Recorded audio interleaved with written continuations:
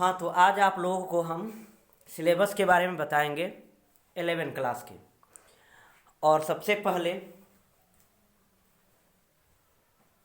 हम आपको ये बताना चाहते हैं कि मास्क पहले लगा लेते हैं, उसके बाद हम आपको पढ़ाएंगे, क्योंकि मास्क बहुत ज़रूरी है अपनी सुरक्षा के लिए अभी के समय में।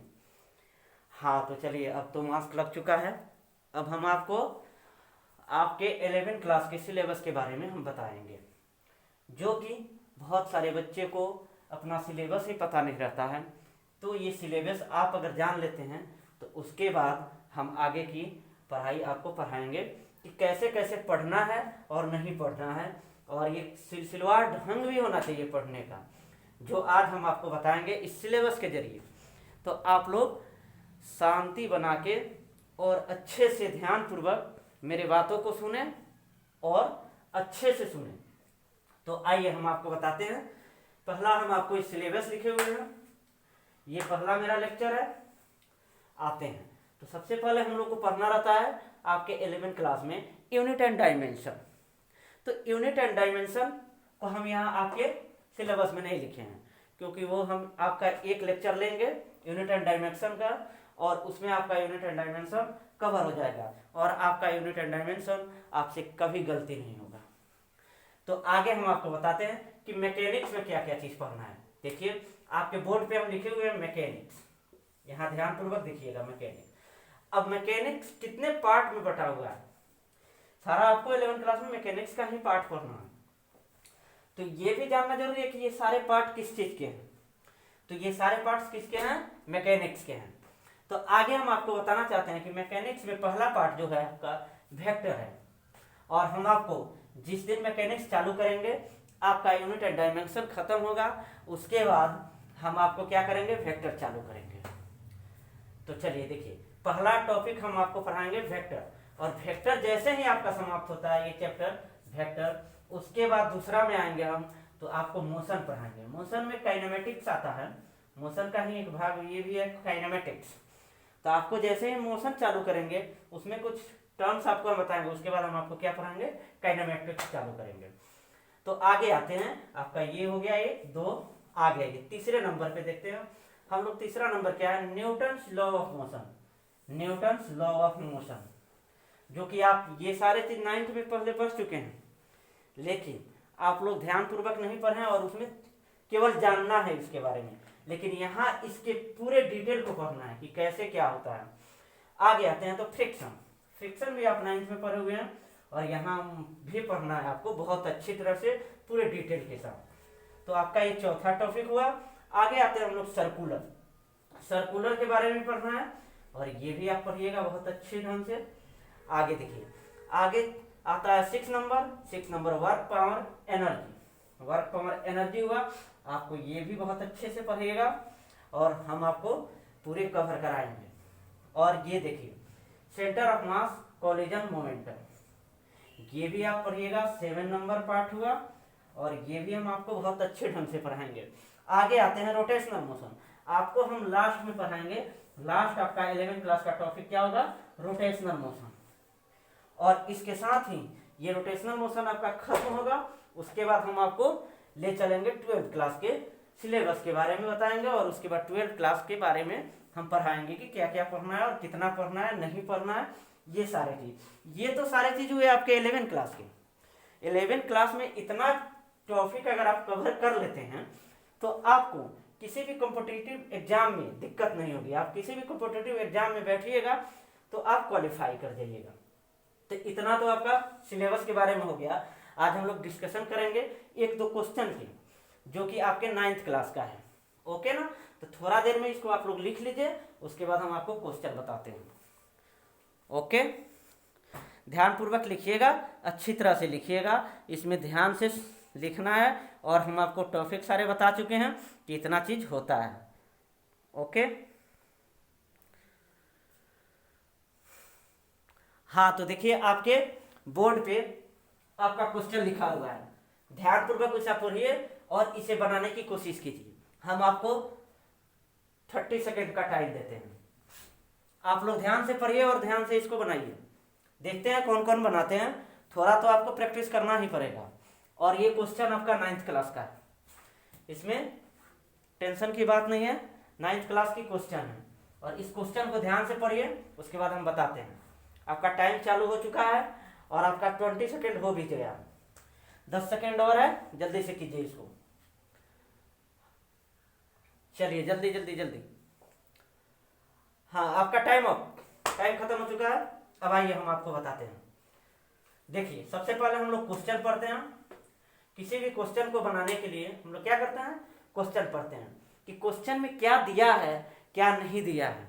अगर पहले हम लोग क्वेश्चन समझ लेते हैं और क्वेश्चन के बारे में जान लेते हैं कि क्या गिवन है और क्या नहीं है और क्या हमें निकालना है, अगर ये चीज आपको गिवन पता चल गया और ये पता चल गया कि निकालना क्या है, तो आपका क्वेश्चन वहीं पे 70% सॉल्व हो गया।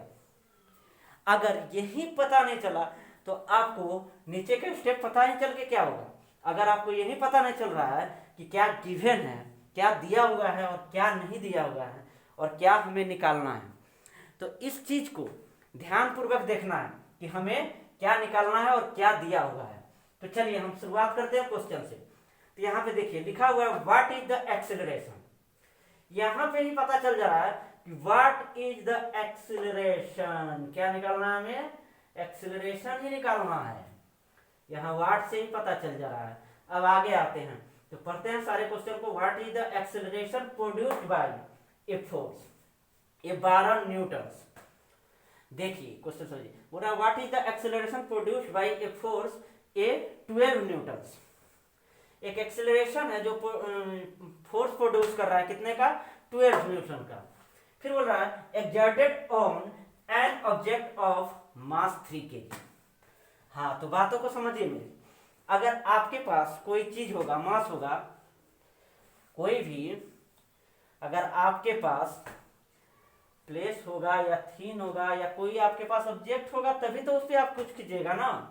तो आपके पास मास 3 kg का है, बोल रहा है क्वेश्चन की 3 kg का मास है और उस पे फोर्स कितने का लगा रहा है, 12 न्यूटन का फोर्स लगा रहा है। जैसे कि मान लीजिए ये हमारा कितने का है, 3 kg का मास का है ये, और इस पे हम 12 न्यूटन का क्या कर रहे हैं बताइए। अच्छा, 12 न्यूटन का हम लोग 12 न्यूटन का क्या लगा रहे हैं, फोर्स लगा रहे हैं। जब इस पे हम लोग फोर्स लगाएंगे तो ये ऑटोमेटिक है कि एक्सेलरेशन पैदा करेगा। एक्सेलरेशन होगा ना, इसमें हम फोर्स लगाएंगे तो ये जब फोर्स लगाएंगे तो ये अपनी जगह से तो चेंज होगा, तो इसमें एक्सेलरेशन पैदा होगा। तो हम लोग देखते हैं क्या होगा। तो सबसे पहले हमको क्या दिया हुआ है, फोर्स। तो हम लिख देते हैं आपको फोर्स, ओके ना। शॉर्ट फॉर्म में क्या लिखते हैं फोर्स को, एफ, ओके, और 12 न्यूटन, ठीक, समझ लीजिएगा। न्यूटन एन हम शॉर्ट फॉर्म में लिखे हुए हैं। आते हैं अब मास, क्या दिया हुआ है, मास। मास को हम लोग क्या लिखते हैं, एम। ये कितना दिया हुआ है हमको, 3 kg, ओके। निकालना क्या हमको, एक्सेलरेशन,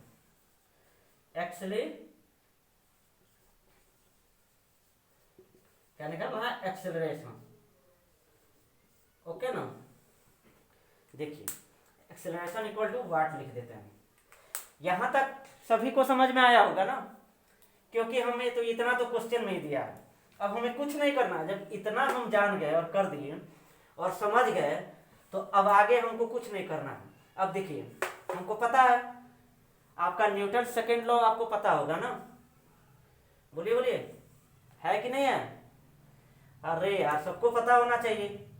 चलो 9th में आप जब पढ़े हैं तो न्यूटन सेकेंड लॉ क्या होता है, बोलिए, ये होता है कि नहीं आपके पास ये फॉर्मूला, हाँ या ना, हाँ हाँ होता है। तो चलिए देखिए, ये हमको पता चल चुका है, force equal to mass into acceleration.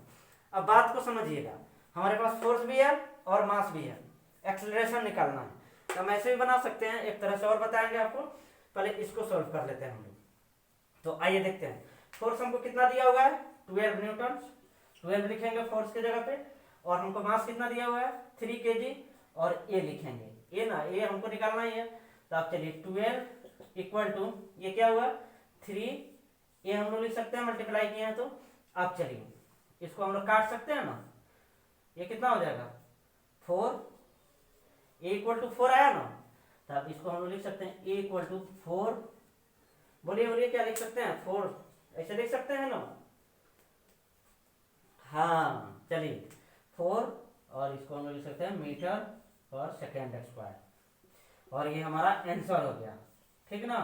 आप लोग को यूनिट पहचान में नहीं आ रही होगी, लेकिन 9th 10th में पढ़ना है, तो हम आपको जब यूनिट एंड डायमेंशन पढ़ाएंगे तो उसमें आपको पूरी तरह से यूनिट के बारे में कवर हो जाएगा आपका, और थोड़ा भी यूनिट में आपको दिक्कत नहीं होगा कभी भी, एनी टाइम।